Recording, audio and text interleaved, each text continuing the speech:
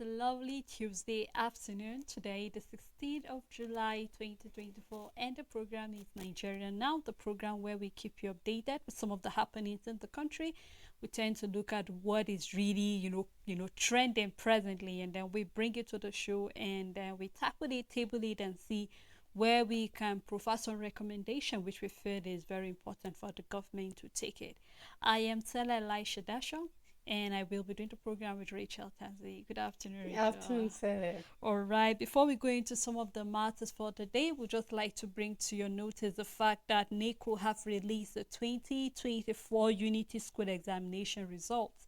So, for those who participated during the NACO examination, we are telling you that the results are out so you can do well to go get your number and check what your result is. As well, we are seeing that going down to Kano, we are seeing that the Kano Assembly have passed a bill to create a second class emirate. So, looking at some of the tussle that has been going on in that state, we're seeing that they have passed a bill where there will be a second class emirate. So, we will love you to go through it and see more, detail of what is happening concerning that. Now, looking at some of the matters we will love to discuss this afternoon, we'd like to start by looking at the new inflation rate of Nigeria. We've seen that our inflation rate presently is about 34.19%. And basically, some of the factors that are contributing to that is food, especially. And we're seeing that food is, I think the inflation for food right now is over Yes, Sarah. 40%. Yeah. So you could really tell that looking between May, June, we're actually making a comparison. We're seeing that as of June, we're having an inflation of about 33.95%, which already I approximated it to 34%. And then we're seeing that for June, it's already 34.19%. And just like we said, food is one of the main contributing factor for why we're seeing this. And you just can't help but wonder how far can we go, because I remember in the morning we're looking at our inflation rate Yeah. as well as our interest rate, which Mm-hmm. is about 26% presently. Yes. And then let's even look at our exchange rate as Mm. well, Rachel, the Yes, naira Sarah. equivalent to the dollar. These are some of the three contributing factors that we cannot do without, because when you go to the market to buy any commodity, Mm-hmm. the first thing you hear is that dollar, and you wait, I mean, something that has nothing to even do with dollar, for example, Yeah. maybe groundnuts that you know that the person actually have in his farm, even the True, person Sarah. selling pure water or sugar cane will make use of that word that it's because of dollar that things are very high, and you just can't help but wonder, really. So dollar determines the price of almost everything we do in the country. But I think it's really something we need to look into, even though we're saying that the operational private sector are actually not comfortable with the new inflation rate. They're Mm. talking about the fact that maybe the NBS are actually given a different rate than what it is presently. But we're saying that one of the things that is actually contributing to this new inflation is the issue of food. And I think we've called on the government a number of times of what they need to do concerning this issue of inflation, because the way we are moving, somebody will say maybe possibly we'll see recession coming in, because most time when we see things moving this way, that is it. And then it seems to be, I mean, it has been the highest for over 20 years we've had this inflation. So Yes. I think it's quite disturbing, and I think the government needs to check and see what can we do. I know it can't go down drastically, but there's something we can do to at least regulate it and then stop it from moving this fast, maybe. Yes, Sarah. And then that's where the concern is for me, because I'm not seeing the government doing anything to curtail inflation. We'll never stop emphasizing the fact that inflation doesn't go down. Inflation is what it is. We Mm. know it's global. It happens to every economy. Inflation is inevitable. It's just how an economy manages, how a government makes sure that the inflation is not fast paced, but that is slow, that is reasonable, right? And this is where my concern is concerning inflation, because I don't see the government of the day doing anything about it.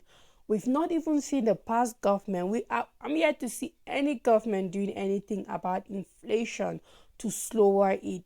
I mean, not the previous or the present one, but I mean, the former president we get looking at down to the Goodluck Jonathan time, Yaradua down to Obasanjo, I want to believe that this wasn't the inflation in this country, meaning that economy was doing something. The government in that economy was doing something about it to make sure that headline inflation moved slowly than what it is now. But we are seeing two administration that have not done anything whatsoever to slow down inflation, and it's many factors in play. And this is why I said I'm not seeing the government doing anything about it, because it's our currency, Sele. Believe that when it comes to inflation, it is your exchange rate, the value of your currency, the purchasing power of your currency, whether we like it or not. That is the number one factor. Many other, why are we even having our fuel pump price going high? It's not subsidy, it's the value of our currency. Yes, is removal of subsidy a key factor there? Yes. But then, if we would have our lawmakers, our leaders telling us that, well, we should be grateful that our fuel pump price is low compared to other countries. True. So then, why are we having inflation eating us up if there are other countries that their fuel pump price is way higher than ours? It just tells you, it goes back to the value of your currency. And then, what are we doing about it? Little or nothing, because we are seeing floating of the currency. I think without that, we won't be having food inflation where it is. Because, okay, yes, we can say certain, we've talked about the vegetables that are being grown on our local soils and all of that, and saying, what does that have to do with it? But you know what? What about the fertilizers they use? What about for those that have to do irrigation farming, Sele? They need to generate this water. They are using the petrol, right? Now, what about the transporter? Even if it is a short distance, let's just say I have to take my vegetables from Jos North to Jos South. I need to pay somebody. I need a middleman. I'm the farmer. I've given it to the person who came to my farm and got it.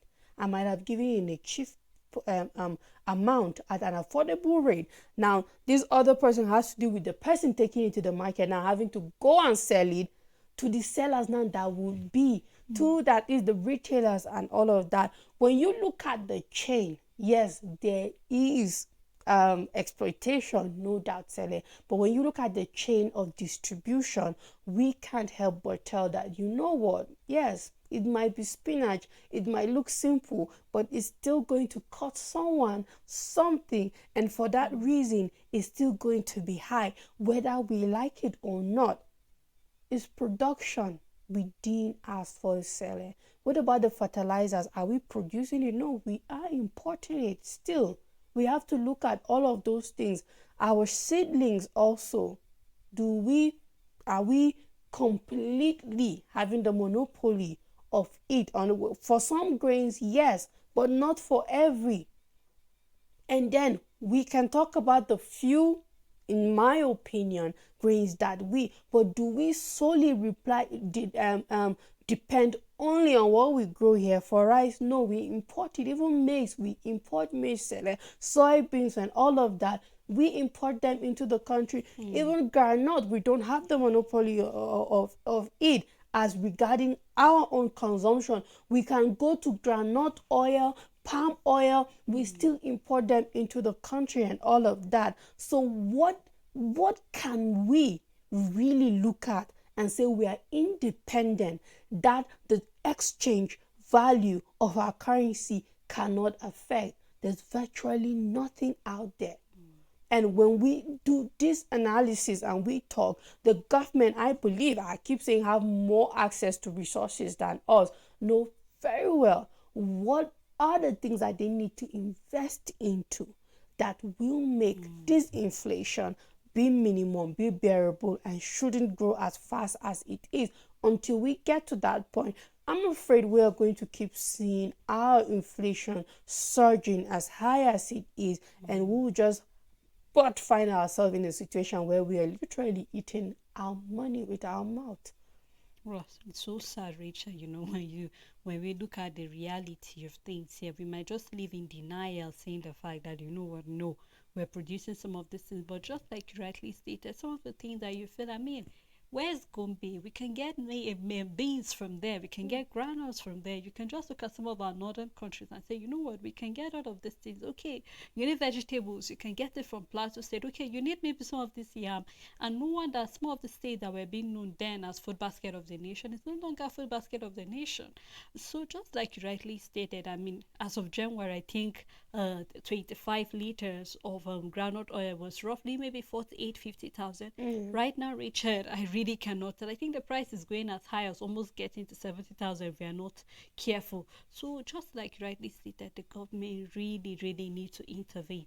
Now, this will take us to the second thing I'd love to us to discuss, the fact that the federal government is distributing about 740 trucks of rice precisely. That is to say that every state will be getting about 20 trucks. And we said that, I mean, for every truck it will be or maybe roughly 1,200. I know that it's about 25 kg for every of those bags. Some states have started distributing this rice, and that is where we have been talking about the social register. That is to say, you need to target the poorest of the poor and all of that. And then, but then I am looking at this from the bigger picture, which we started the conversation together, Richard. The fact that we mentioned the fact that we're importing when we're talking about the inflation, and no wonder a number of people are asking how soon can our refinery start functioning.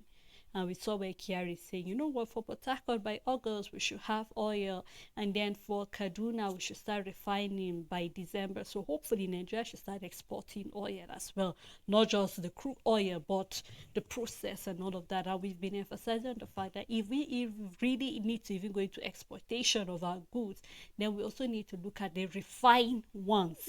So that means if we want to export, we should not be exporting our ground just like that, but the oil it gives us more profit. Now, I don't know if the government is looking at the bigger picture, because you rightly mentioned how much it costs farmers, talking about irrigation farming, how you need to get the fuel for you to pump water and all of that. But these are the things that Nigerians are looking forward to seeing the government coming in, trying to intervene, coming up with such initiative. Because for how long can we keep importing grains, and for how long can we have the government keep giving palliative? It was still in this country where we saw during the 2020 palliative that were being shared, we saw a number of lawmakers turning those grains to their own personal grains. And that was when we had where people, were able to get into some of the White Houses. We saw a number of people that died. And looking at this food that the government is trying to give, there's 20 trucks, and I wonder how many people have access to it. It's more like we're giving birth to more chaos. Already the government is saying no to protest because a number of people are saying they will protest. But then with this kind of thing coming up, how will you tell Nigerians not to protest? We saw where a lawmaker yesterday. We saw one of the paper that one of the ex ministers, commissioner coming from Lagos State, used some of the palliative as her birthday gift, and she's the same person that we're having the president given an appointment, and you cannot help but wonder how bad have we gotten. This is where somebody will say, "Who do us?" And you cannot help but wonder. So my concern is the fact that how far can this food? We saw this as a question in one of our papers. But honestly, Rachel, how far can this truck reach? I mean, how many weeks? For some families, you might not even get, even if it's a bag, Rachel, 25 kg, if that is all you keep consuming, morning, afternoon, evening, how far can it take? And we know we're in Africa, so it's very, very hard for you to say you just go to a house and meet just 5 or 6 people. We know it's not realistic. You have extended family coming to visit you, whether I give them invitation or not. So we really need to look at the reality of things, and I hope the government is looking at it. If you are saying that things are hard, how are you coming in to make sure that you put other, measures to be able to help Nigerians to live above water? Because as it is, Nigerians are sinking every day. And I don't know, looking at our poverty rate, it's going high as well, whether we like it or not. I don't think that this food or trucks will go any faster. It's barely going to last anybody a week. if for those who will be able to get it. I don't think it will last them away. I think that this is the point we get, that Nigerians tell the government, we don't want your rice if you're not willing and ready to do the real thing that will help us grow. 20 trucks of rice is not going to help anybody. I think what Nigerians want is for me to be able to go to the market and get me a measure of rice at 500 naira. At least with my 5,000, I'll be able to have at least 10 measures of rice, and be comfortable that, you know what, is 5,000. I can still go back. It's probably going to last me a while. I'll be able to access maize, affordable. At least I think an average Nigerian want to go back to the time that 20,000 naira will be able to get them something meaningful. That is what we want.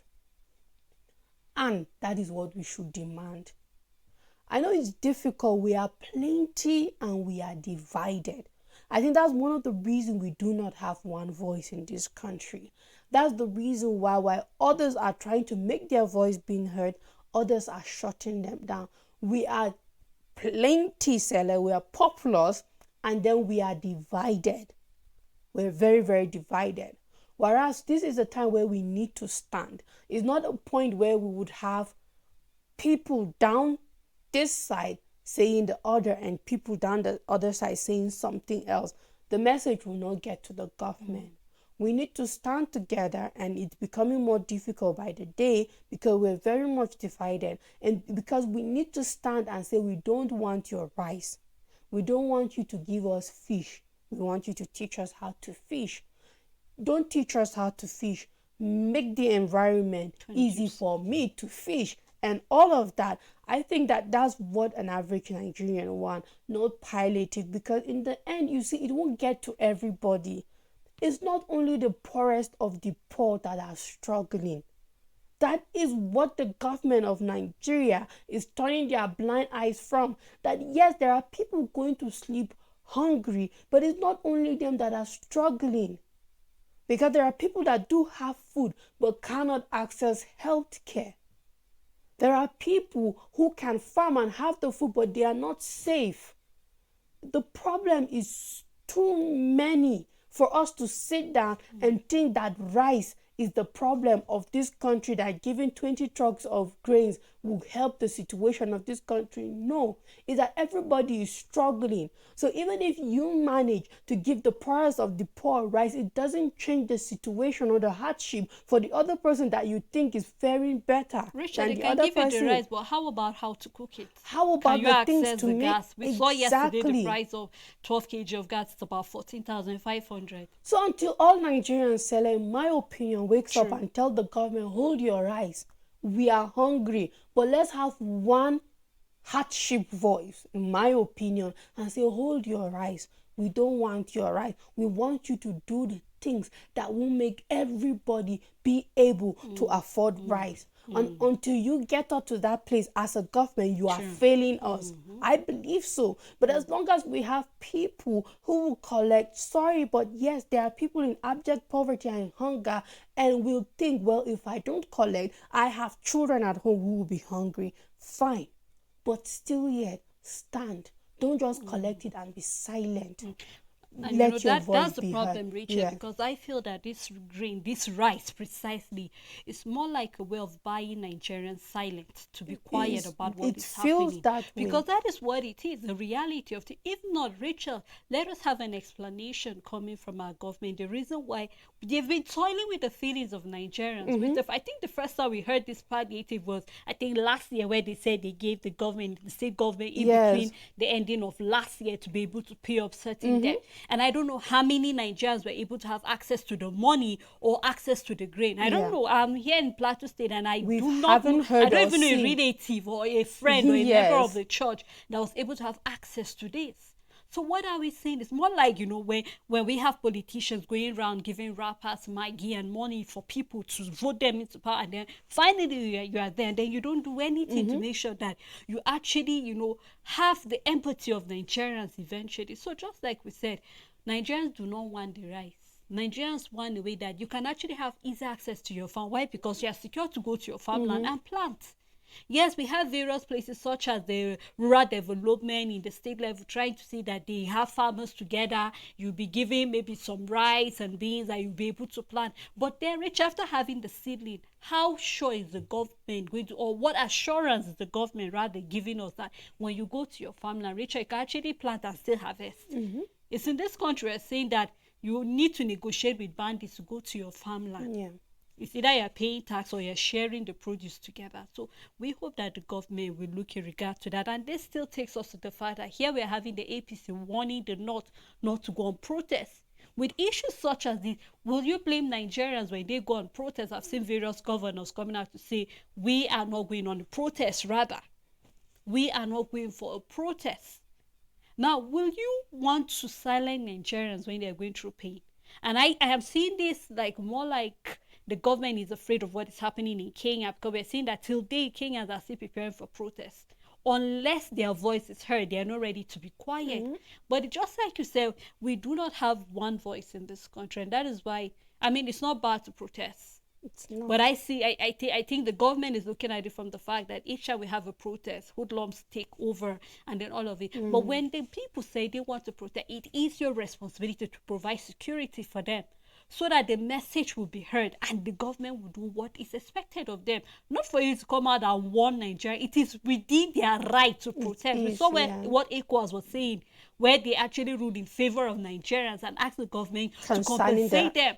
So it is your right to protest if things are not going well. But here we're having the government, the APC, precisely saying, you know what, no protest. So it looks more like they see it as an attack to a person rather than an attack to what is happening presently in the country. It's governance, and I believe that APC needs to separate itself from the government at this point, because your time has not yet come. Just wait for 2027 and then speak.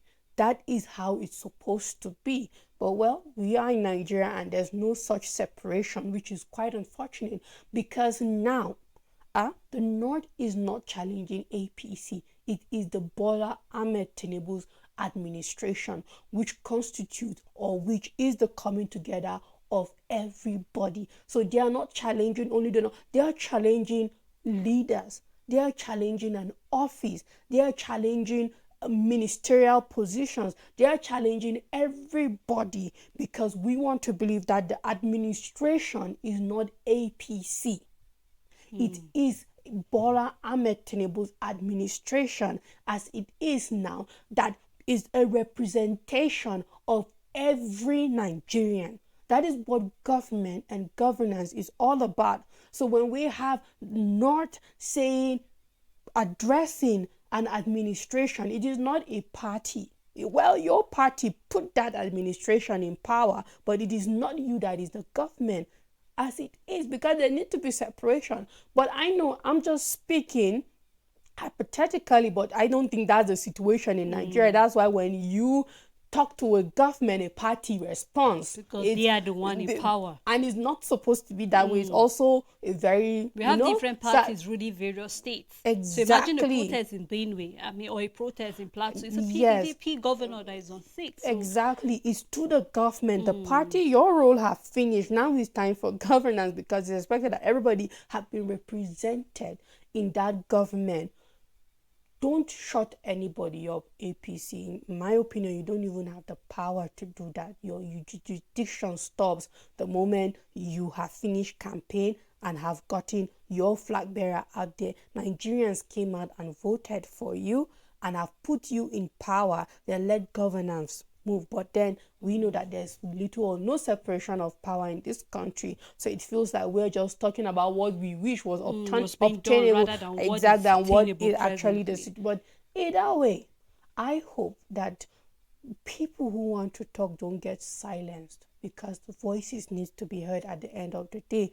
There is hardship, and let's just keep pushing. We can say that for NLC, we can say that for ASU, we can say that for IPMAN, we can say that for anybody that is in a position to be heard. Don't be silent, be heard, and just speak out, because you are for other people also. There are a lot of people that are not in the position to be heard. If you are in the position to be heard, speak up, because we need this government to hear. Whether the APC has any opinion, it is not to them, it is to the government of the day. And I think this is a message that the Nigerians rather will like the government to hear. We're in a democratic dispensation. Yeah. Therefore, you cannot violate the right of a Nigerian to air out their opinion about what they feel is not right, except if you feel that you're guilty of what Nigerians want to protest about. So just for you to avoid that, I believe that the government still have enough time. They do. So whichever date it's been set for that protest, to do the right thing. And I believe that when Nigerians see the body language, that you know what, this government is really ready. And that is why ever since during the election, I keep saying that let our patriotism not end with a party. Of course not. But it should be with your country. It should be about governance. What can I give? Rather than looking at it as an attack to a party. And that's why I say it is quite unfortunate when Nigerian talks, if it is a PDP, they'll say it's an attack to the PDP. Well, we hope that we'll grow beyond that very soon. Well, Rachel, thank you for doing this with me. And as well, thank you to our viewers and every other person that made this program a success. We look forward again to doing tomorrow. Do have a great day ahead.